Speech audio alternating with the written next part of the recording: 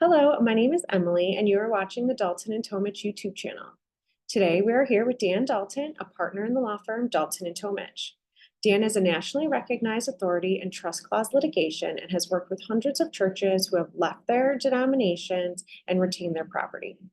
Today, we're going to talk about the trust claims made by the Presbyterian Church USA in its Book of Order on real and personal property and how those claims impact the decision of local churches who wish to leave the denomination. So how are you doing today, Dan? Emily, I'm doing great. Summer's here in Detroit. We're having a great time getting ready for the summer, watching the Tigers play, and just enjoying the time we have coming up this summer. So we're doing really well. Good. So, Dan, what are the issues that local churches must consider when debating whether they should stay or leave in the Presbyterian Church USA?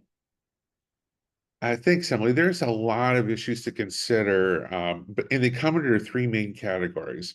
The first is, are we okay staying within this denomination? In other words, is the local church willing and able to stay in the denomination as it's presently constituted from a governance and a theological perspective, as well as where it's going to go in the future? So we know that the denomination has been getting more and more progressive over time. And we know that it's going to continue to get more progressive. That's just kind of how the trend line has been, not only with the Presbyterian Church USA, but also with the Episcopal Church and United Church of Christ. And more recently, we just saw this with the United Methodist Church. So are we in a good spot and can we stay in this denomination? And if the answer is yes, stay in the denomination. If the answer is no, then the question is where do we go from here?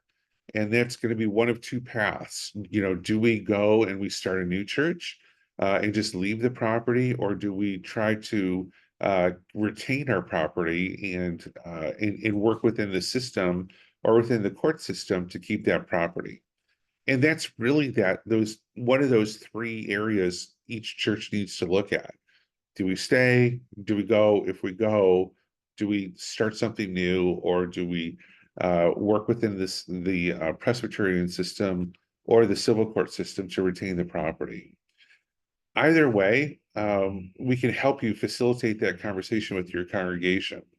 And it's a really important discussion to have because you want to have everybody, or as many people on board as you possibly can have.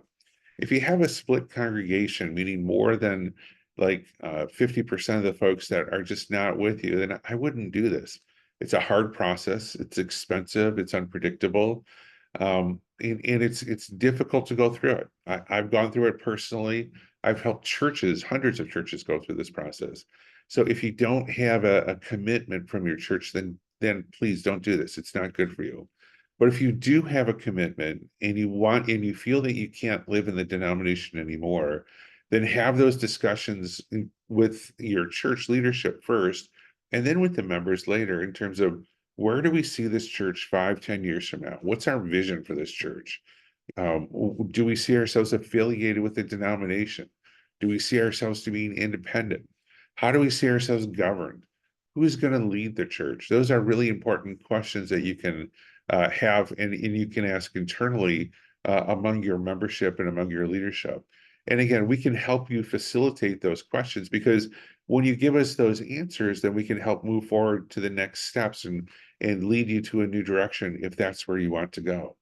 So those are the main questions moving forward for your denomination. I'm sorry, for your congregation. Where do we see ourselves the next 5 to 10 years from now? Can we live in this denomination? And if we can't live in the denomination, how are we going to move forward as a church? Those are the things I think that the local church should consider moving forward.